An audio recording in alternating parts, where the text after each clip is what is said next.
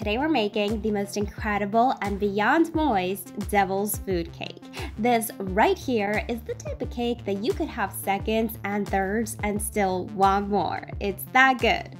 Forget the cake mix. Once you try this, you'll be blown away by how delicious and moist this cake is. And easy. We're gonna make this on the stove, not the actual cake, but the cake batter. I love using this technique for this cake. It's easy, straightforward, and you get the most amazing devil's food cake. Into a large pan over low-medium heat, you're going to melt together the butter and milk. We're not looking for this mixture to actually come to a boil. We just want the butter to fully melt, and we want this mixture to heat up. Once your mixture is hot, turn off the stove and throw in the cocoa powder. The hot milk and butter will bloom the cocoa and dissolve any lumps if you use a whisk. Ditch the spatula, use a whisk, it's going to dissolve those lumps.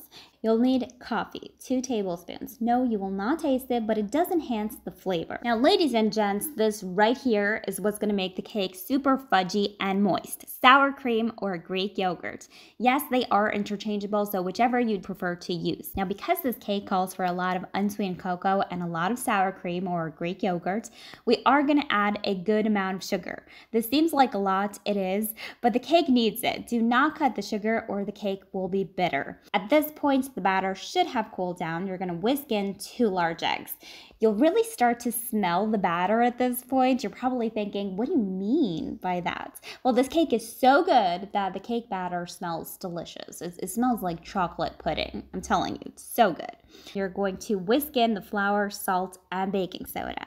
The baking soda will react with the sour cream or yogurt and give you the most tender, moist cake crumb. You'll see this mixture start to form tiny bubbles. That's the baking soda reacting with the yogurt. So quickly combine the dry ingredients, scrape the bottom and sides of the pan, of course, and this is ready to be transferred into the cake pans. You'll need 2 8 or 9-inch cake pans, buttered, floured, and lined with parchment paper. I do like to use a ladle to begin with. This reminds me of chocolate soup.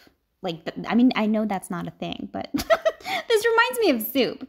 And because I've never been good at eyeballing the batter, I do like to use a scale. That way, both cakes get the same amount of batter. Now, a question I always get is, can I use just one cake pan? Unfortunately, the answer is going to be no, especially for this cake batter. This is a lot of cake batter, so you really do need 2 pans. You're going to bake these babies in a preheated oven at 160 degrees Celsius for about 30 minutes. At the 30-minute mark, do the toothpick test. These cakes take anywhere between 30 to 35 minutes to fully cook through. So at the 30-minute mark, do the toothpick test.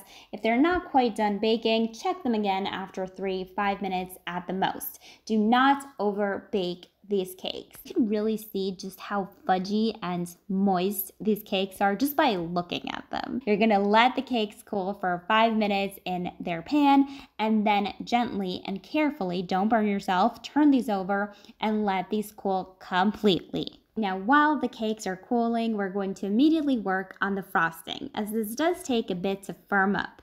This is one of the easiest frostings you'll ever make, and it's my all-time favorite frosting. If I had to choose one frosting for the rest of my life, this one right here would be it. It's silky, absolutely delicious. I could eat this with a spoon.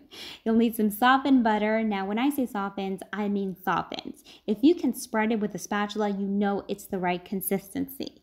You're going to plop that into a bowl along with some powdered sugar, unsweetened cocoa powder, and salt. Do not skip the salt, the frosting needs it. You'll also need a bit of heavy cream, which we are going to heat up in the microwave. Consider this a ganache without chocolate, so just using unsweetened cocoa powder. Once your cream is hot, pour it in the bowl and using an electric mixer, combine these ingredients together.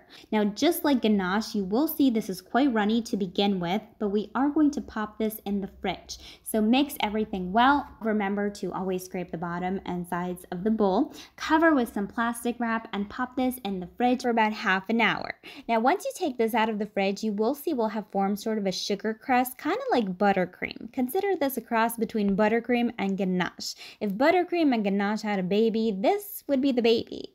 Now you can use this as is. I personally like to whip it. It's going to lighten the frosting in color. It's going to give the frosting more volume and just give this a shinier, silkier texture. This step isn't necessary. I do recommend it though. It's an extra step, but it's going to elevate your frosting. By the way, this frosting will only whip up if it's cold. That's why we put it in the fridge for half an hour. Do not over whip this frosting. As soon as it looks like this, it's done. Let's just take a look at this, okay? It's gorgeous. I could eat this with a spoon. It's silky, it's smooth. I'm telling you, this is one of my favorite chocolate frostings. Now this is on the softer side, perfect for spreading on a cake, not so perfect for piping. Spread this all over the cake. If you feel your cake is starting to wobble, as I said, keep in mind this frosting is on the softer side. You can pop the cake in the freezer for about 15 minutes and then continue to frost it.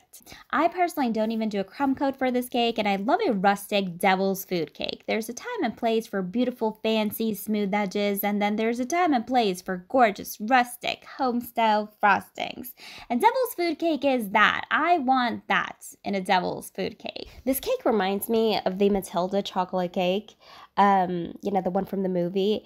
I can imagine that cake tasting exactly like this one. It's moist, it's rich, it's amazing.